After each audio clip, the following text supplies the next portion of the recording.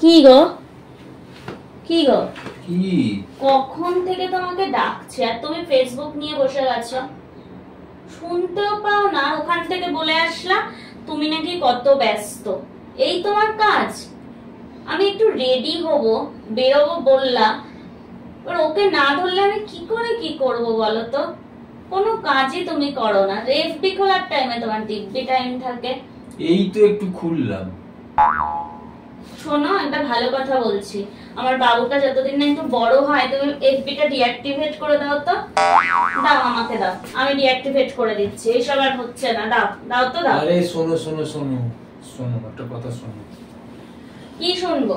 শোনো না, আন্ডারওয়ার্ল্ডের পর এফবি এমন একটা জায়গা যেখানে ঢোকার তো রাস্তা আছে, বেরোনোর কোনো রাস্তা নেই, বুঝলে?